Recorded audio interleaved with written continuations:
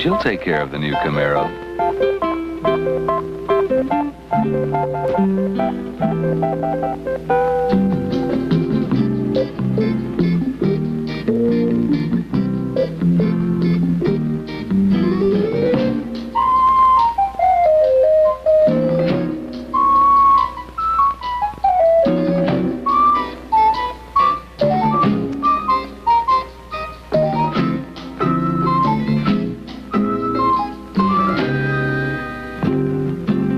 Relax.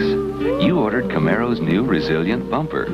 It's color matched to the car, so you may forget it's there, but it won't forget how to bounce back, no matter how often you bump into something unexpectedly.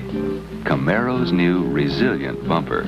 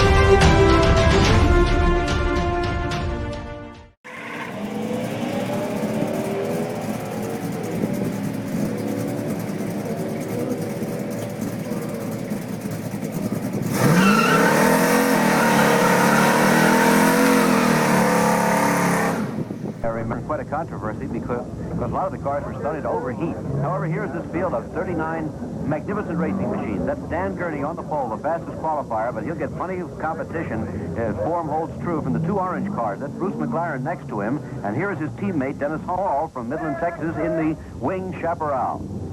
This is the field, as you can see, it's a tremendous number of cars as they begin to move out from the pit area. They'll go all the way around, and if they are in good order, when they reach the starting line again, they will get the green flag. But there is Bruce on the final lap, headed for victory. Jim Hall behind him. Great race, huh? Jim can't make it now, but he has done a wonderful job. He's made this race. He and Bruce both have put on a tremendous show this afternoon.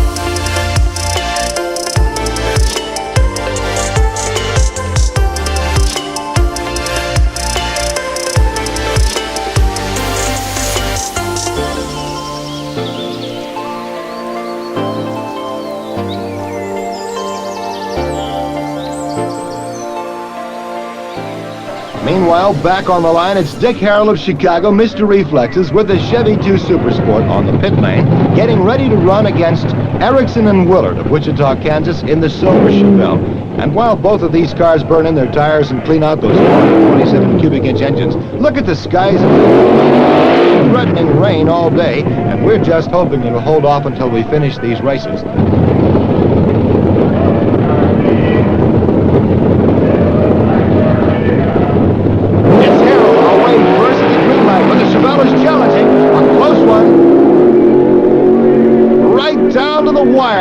at the top of the hill with Dick Harrell, the winner in 9.73 seconds at 141.50. Here's one of the real strong drivers and mighty cars in the factory experimental fuel class, and sometimes the gas class, Dick Harrell. Dick, good to see you again. This is the Grand American Finale points champion in the professional stock class. And here's his car, as you can see, sponsored by Nicky Chevrolet of Chicago. How long you been in Chicago there, Dick?